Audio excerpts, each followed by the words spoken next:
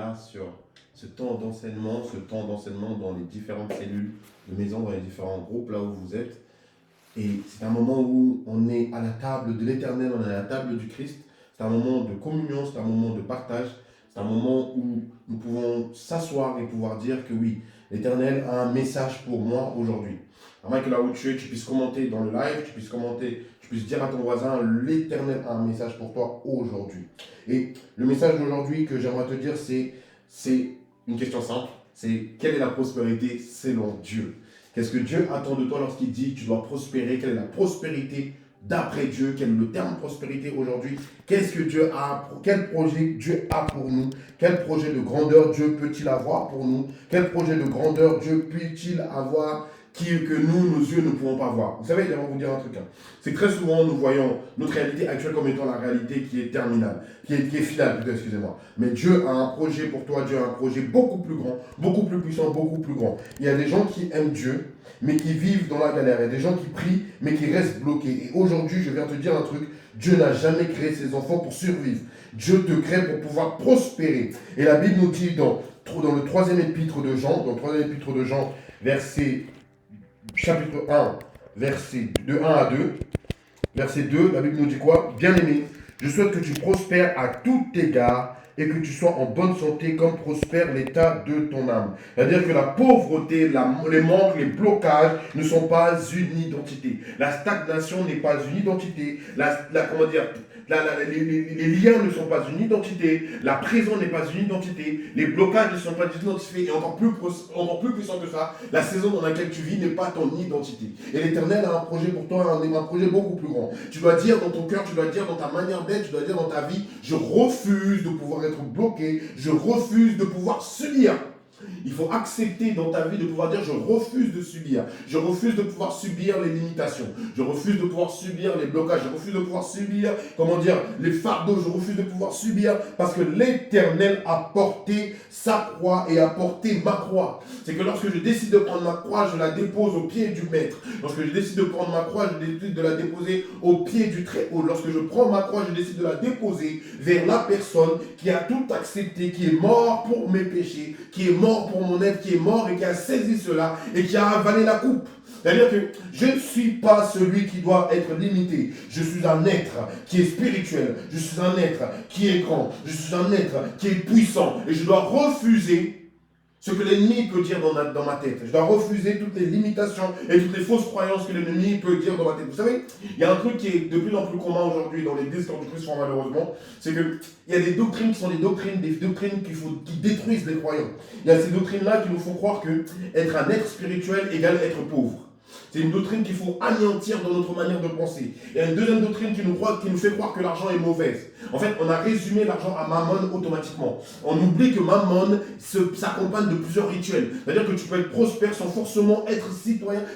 Être citoyen du royaume de mammon. Tu peux être prospère sans être citoyen, sans être dans les rituels de mammon. Tu peux être grand, puissant, mais avec la bénédiction de Dieu. Et aujourd'hui, lorsque je parle à une personne qui refuse la pauvreté de ce monde, qui refuse la pauvreté spirituelle, qui refuse la pauvreté physique, qui refuse la pauvreté dans son état de santé, qui décide même de se lever, de dire bon, maintenant je vais prendre ma vie en main et je vais commencer à faire du sport. Maintenant je vais prendre ma vie en main, je vais commencer à intercéder. Maintenant je vais prendre ma vie en main, je vais commencer à investir dans je ne sais quel investissement. Maintenant je prends ma vie en main, je décide d'être quelqu'un de prospère, parce que tu dois prospérer comme prospère l'état de ton âme, mais également comme prospère ta santé, parce que c'est ce que la Bible nous dit. Tu dois prospérer dans ces trois dimensions là. Ton âme doit prospérer, ta santé doit prospérer, mais même si cela ne plaît pas, tes finances doivent prospérer également. Pourquoi est-ce que je dis que ça ne plaît pas? Parce qu'aujourd'hui on est dans une mentalité où on ne veut plus lire la Bible avec les yeux de Dieu, avec les yeux de la révélation. On veut lire la Bible avec les yeux du monde. Dieu refuse que tu puisses survivre.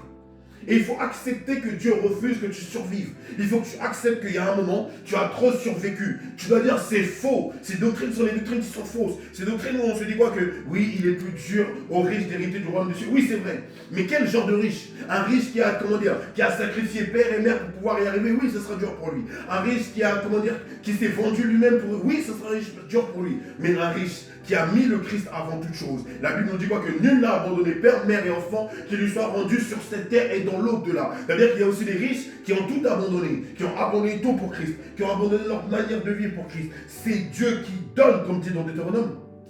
C'est Dieu qui donne. Et il donne par rapport à notre capacité de produire des richesses. C'est-à-dire ce qu'il nous donne, comme la Bible nous dit dans Deutéronome 8, 18, c'est que c'est Dieu qui donne par rapport à la capacité que tu as de produire, par rapport à la capacité que tu as de te multiplier, par rapport à la capacité que tu as de pouvoir t'élever, par rapport à la capacité que tu as de pouvoir être fort. Quelle est la capacité que Dieu décide de pouvoir avoir? Est-ce que j'ai une capacité qui est dans cette saison ou j'ai une capacité qui est beaucoup plus profonde? Est-ce que j'ai une capacité qui est périodique ou j'ai une capacité qui est plus grande? Aujourd'hui, j'aimerais dire à une personne qui est là, qui me suit, qui est connectée actuellement, c'est que la richesse n'est pas le problème, c'est le problème, c'est le cœur de celui qui veut avoir cette richesse-là. La richesse n'est pas le problème, mais c'est ton cœur qui est la richesse. La richesse n'est pas un problème, mais c'est l'état de ton cœur. Tu dois accepter de pouvoir être prospère. Tu peux être riche et spirituel. Tu peux être riche et spirituel. Tu peux réussir et être pur. Tu peux être impactant et rester humble. Tu peux impacter et être humble. Tu peux être riche et être humble. Tu sais, j'ai eu à rencontrer des gens, j'ai rencontré des hommes de Dieu, j'ai rencontré des hommes, même on peut le dire, des chrétiens, des vrais chrétiens fervents, qui étaient dans une extrême richesse et dans une extrême simplicité. Et c'est quelque chose qui m'a le plus surpris. C'est-à-dire que j'ai eu à rencontrer des hommes de Dieu, il y a même des hommes de Dieu qu'on a même eu à côtoyer, qui sont même venus à l'église, qui sont dans une extrême prospérité. Et Dieu les a bénis de manière prospère, ils sont très prospères. Mais de leur prospérité, ils sont dans une simplicité et dans une volonté de pouvoir servir Dieu d'après le son de Dieu, d'après les soupirs de Dieu, d'après la volonté de Dieu, non pas d'après la volonté du monde. Et nombreux sont ceux qui ont tout abandonné pour suivre Dieu. Nombreux sont ceux qui ont tout abandonné pour pouvoir accepter, de pouvoir donner, à cette génération un souffle qui est nouveau, à cette génération un souffle qui impacte, à cette génération un souffle du réveil. Nombreux sont ceux qui se sont dit, aujourd'hui, moi, je serai capable de pouvoir apporter quelque chose de grand à cette génération. Mais, tenez-vous bien, c'est que, comme c'est Peter Parker qui dit ça, un grand pouvoir implique des grandes responsabilités. C'est dans Spider-Man. C'est qu'un grand pouvoir implique de grandes responsabilités. C'est que, comme c'est Oncle Ben, c'est pas Peter Parker, c'est Oncle Ben. Un grand pouvoir implique de grandes responsabilités. C'est-à-dire que lorsque Dieu a décidé de faire de toi une personne qui va impacter pour toutes les nations, ça veut dire qu'un grand pouvoir, il a fait de toi cela. Mais quelle est la responsabilité que tu as? Mais là, on est en train de parler des nations. Mais en réalité, cette même responsabilité, on l'a dans nos familles. C'est-à-dire que tu es père de famille, tu es mère de famille. Quel est le pouvoir que tu as? Ce pouvoir-là, tu l'as sur tes enfants. Ce pouvoir-là, tu l'as sur ton voisinage. Mais un grand pouvoir implique de grandes responsabilités dans ton voisinage. Un grand pouvoir implique des grandes responsabilités dans ta famille. Un grand pouvoir implique des grandes responsabilités dans ta maison. Un grand pouvoir implique des grandes responsabilités dans ta chambre avant tout. Un grand pouvoir implique des grandes responsabilités dans ta salle de bain. Lorsque tu te pèses, lorsque tu fais, dans tout ce que tu fais, un grand pouvoir implique de grandes responsabilités. Quel est le pouvoir que Dieu t'a donné? Dieu t'a donné le pouvoir de la prospérité. Et la responsabilité que tu as, c'est de pouvoir la multiplier à travers les nations. Le pouvoir que Dieu t'a donné un pouvoir de pouvoir évangéliser, un pouvoir de pouvoir impacter, un pouvoir de pouvoir amener le réveil. Mais ce réveil-là, c'est toi qui dois l'impacter, qui dois le ramener. Ce pouvoir-là, c'est entre tes mains. Et ce pouvoir-là, en réalité, c'est le plus grand des pouvoirs. C'est la parole de Dieu. Que fais-tu du pouvoir qui nous a été donné il y a plus de 2000 ans de cela? Que fais-tu de l'œuvre de la croix qui te permet de pouvoir sanctifier les gens? Que fais-tu de l'œuvre de la croix qui te permet de pouvoir intercéder pour les personnes qui sont, qui sont dans le péché? Que fais-tu de l'œuvre de la croix qui te permet de pouvoir sanctifier ton prochain? Que fais-tu de l'œuvre de la croix qui te permet de pouvoir impacter la vie de la personne qui est dehors? Que fais-tu? Un pouvoir implique de grandes responsabilités. Et cette responsabilité est une responsabilité qui nous est tue. Vous savez, j'aimerais vous dire un truc. La prospérité spirituelle te permet de pouvoir avoir une relation plus forte avec Dieu, une paix intérieure et d'avoir une autorité spirituelle. C'est que très souvent, on chasse des choses où notre autorité spirituelle fera que ça n'existe pas. C'est-à-dire que l'intensité que tu as dans la prière détermine également la manière dont tu vas pouvoir impacter les esprits qui sont dans l'endroit dans lequel tu te trouves. Il y a cet homme-là qui disait, à chaque fois que les gens possédés viennent dans son église, ils ne sont plus possédés. dès qu'ils ressortent, ils deviennent possédés. Parce qu'il y a une dimension où son être à lui permet, juste dans sa présence, de pouvoir délivrer les gens. Mais tout dépend, en réalité, de ce que Dieu, de ce qu'on veut faire de Dieu dans notre vie. C'est-à-dire qu'il y en a beaucoup qui veulent que Dieu soit une puissance, que le Saint-Esprit devienne une puissance. Mais il y en a d'autres qui veulent que le Saint-Esprit devienne leur ami. Il y en a d'autres qui veulent que le Saint-Esprit devienne leur tout.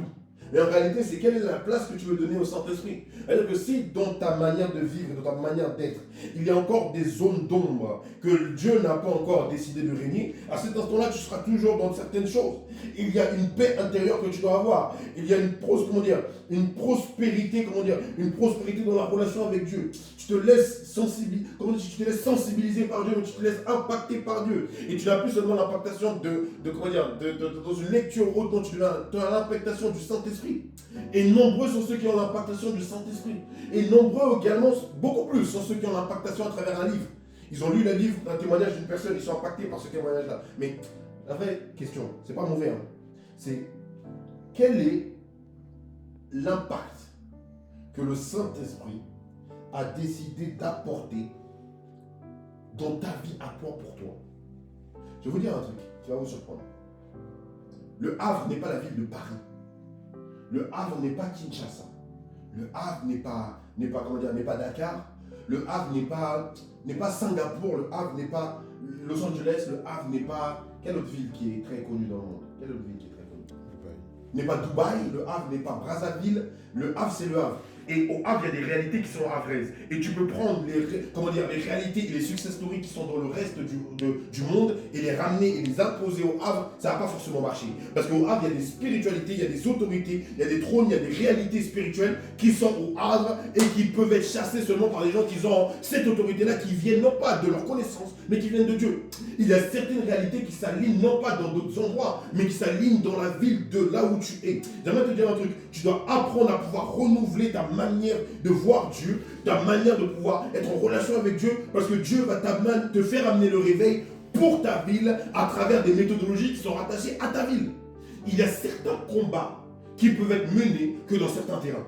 Il y a certaines manières de combattre qui peuvent être apportées que dans certains terrains. Il y a certaines manières de délivrer une personne qui ne peuvent fonctionner que dans certains endroits. Il y a une manière de prier, d'intercéder là. Ouais, l'intercession qui est au feu de Sabaoth, c'est une intercession qui est faite pour le Havre. Qu'on le veuille ou qu'on ne le veuille pas, il sera très difficile pour toi de pouvoir délivrer des captifs, délivrer, assainir et faire des combats territoriaux dans la ville du Havre, sans la mythologie du feu de Sabaoth. Pourquoi? Ce n'est pas de l'orgueil. C'est parce que tout simplement le Saint-Esprit a donné cette révélation-là à un moment précis où la ville du Havre devait avoir une délivrance et un assainissement spirituel. Et il faut accepter cela. Il faut accepter que là où tu es, se trouvent aussi des armes qui sont en adéquation avec ce combat-là. Et je vais vous donner un exemple très simple. Il n'y a aucun militaire de l'armée de terre qui se bat avec un parachute. Ça n'existe pas. Est-ce que vous avez déjà vu cela? Un militaire de l'armée de l'air avec un parachute.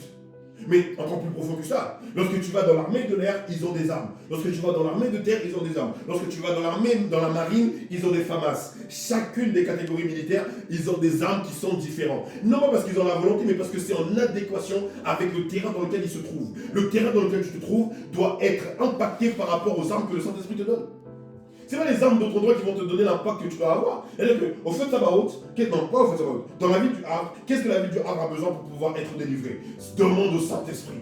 Dans ma famille, qu'est-ce que ma famille a besoin pour pouvoir être délivrée? Demande au Saint-Esprit. Dans ma maison, qu'est-ce que ma maison a besoin pour pouvoir avoir un réveil? Demande au Saint-Esprit. Un grand pouvoir implique de grandes responsabilités. Demande au Saint-Esprit ce grand pouvoir.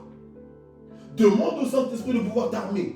Demande au Saint-Esprit de pouvoir t'impacter. Demande au Saint-Esprit de pouvoir te transformer. En fait, c'est ça. Les Américains disent Only God can judge me. C'est-à-dire seul Dieu peut me juger. Mais oui, mais seul Dieu peut aussi t'armer. Il n'y a que Dieu qui peut te donner les armes. Et accepte qu'il y a un moment, tu dois dire stop. Et amener une prospérité mentale. Tu dois amener une discipline. Tu dois travailler sous une vision. Tu dois, changer ta mentalité. Tu as une mentalité excusez-moi le terme, de tocard, mais tu veux être un champion. Tu attends de devenir grand pour que ta mentalité devienne grande. C'est pas possible. Parce que même dans les règles bibliques, la foi, c'est la ferme espérance. C'est-à-dire que c'est d'abord tout la foi qui te permet de pouvoir accepter, de pouvoir rentrer, de pouvoir monter, de pouvoir te transformer, de pouvoir te changer. Lorsqu'on dit qu'une personne a la foi, c'est parce que sa manière de penser, elle a changé. Et sa manière de changer comme elle a changé, son être a également changé. Et toute personne qui est rétrograde, c'est une personne que sa foi n'était pas bonne. En réalité, il a confondu le zèle et la foi. Parce qu'une personne qui est réellement sous la foi ne peut pas rétrograder. Parce que la foi, c'est le fait de se dire toujours, on va avancer, on verra après. On va avancer, on verra après. On va avancer, on verra après. On verra après. On verra... C'est pas que ça marche, c'est pas que ça fait plaisir. Hein. Tu es dans le noir, mais t'avances. Parce que même dans l'ombre de la vallée de la mort, je ne crains rien. Donc avancer. J'avance à petits pas. J'avance. Je ne vois rien, mais j'avance. Je ne marche pas, mais j'avance. Mais on avance pourquoi? Parce qu'il y a de la discipline et dans notre cœur, il y a la vision.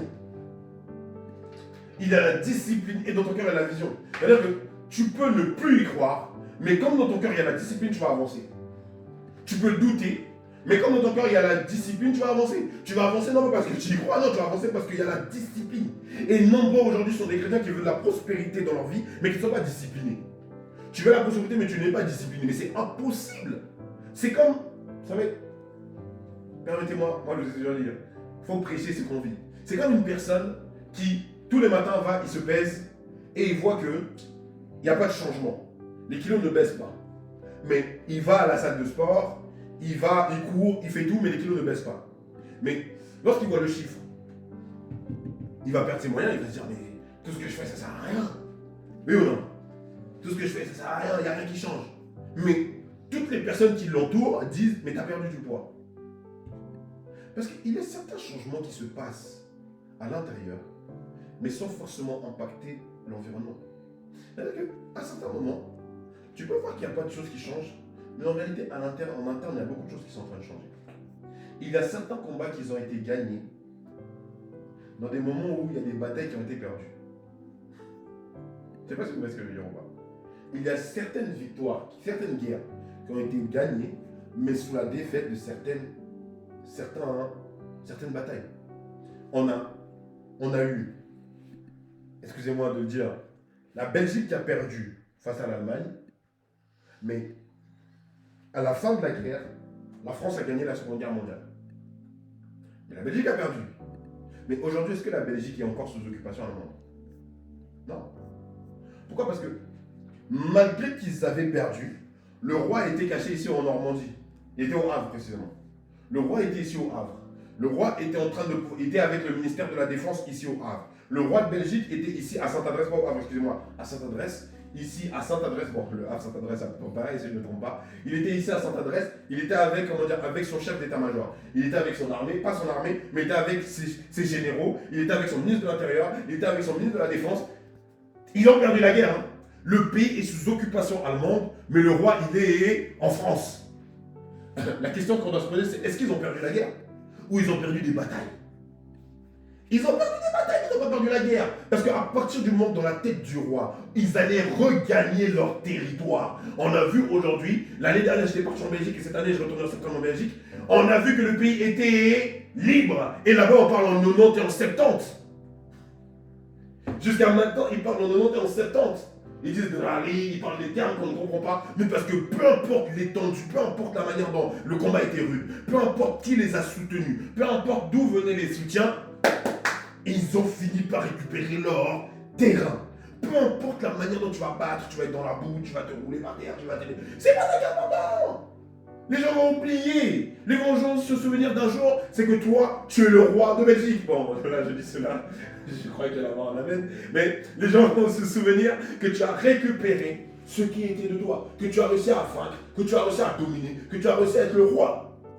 Que tu as réussi à avoir la possession de ton endroit. Parce que c'est ça qui est important pour toi. C'est ça que Dieu attend de toi. C'est que tu puisses, comment dire, être discipliné et avoir une vision. On va prendre la parole de Dieu dans Romains, si vous me permettez, dans Romains 12. Romains 12, verset 2.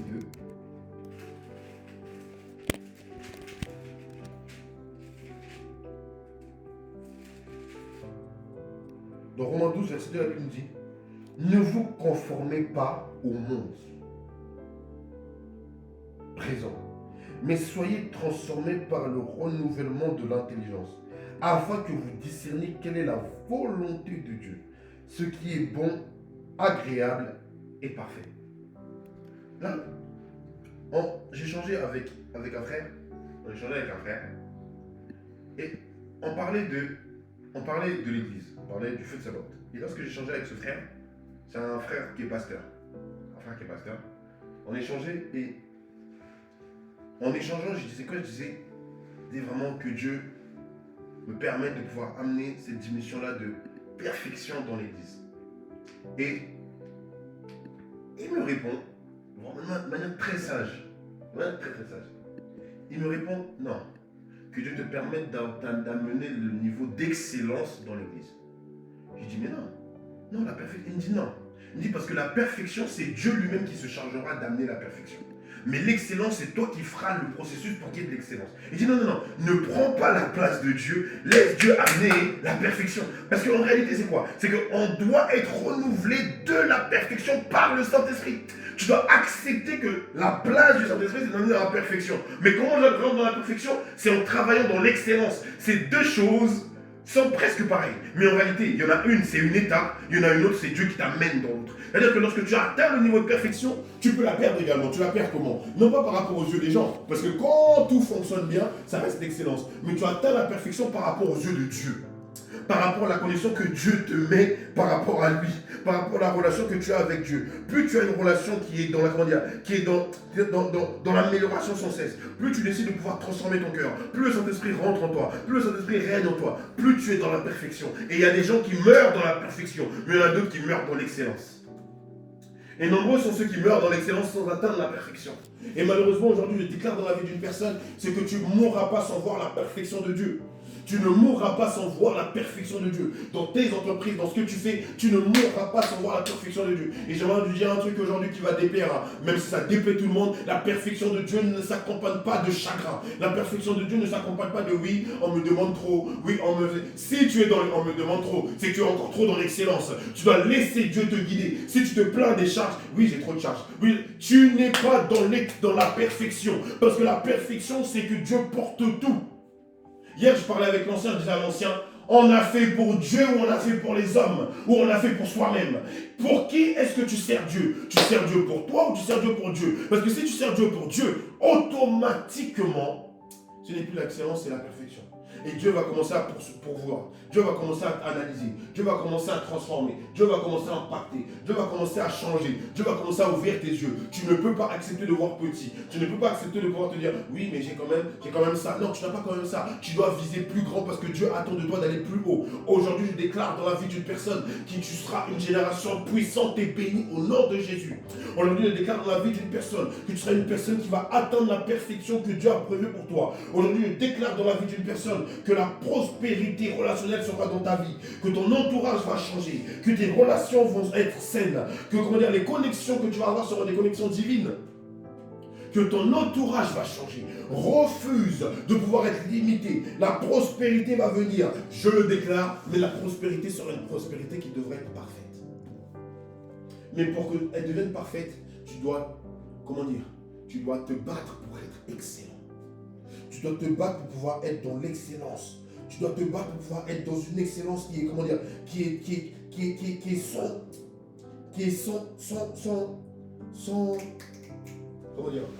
sans égal. Vous savez, je ne sais pas s'il y a une personne, moi, qui est déjà parti dans un parc d'attractions, du genre Disneyland, parc Astérix et autres. Moi, j'étais parti à Europa Park. Quand je partais à Europa Park, quand j'étais à Strasbourg, c'est le plus grand parc européen de parcs de manège, etc. Ou même, on va prendre la foire du Havre. Vous savez, lorsque on fait une comparaison entre la foire du Havre et Disneyland, les prix sont différents, n'est-ce pas? On est d'accord. Le service est différent également, n'est-ce pas? Je ne sais pas s'il y a des personnes qui sont parties à Disneyland ou même dans des autres parcs d'attractions. Le prix est différent, mais la manière d'être reçu aussi est différente.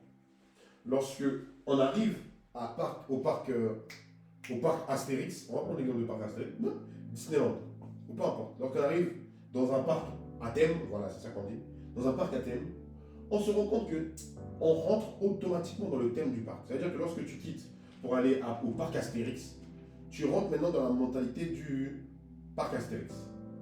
C'est-à-dire que tu te retrouves comme dans le monde le monde de Astérix et Obélix.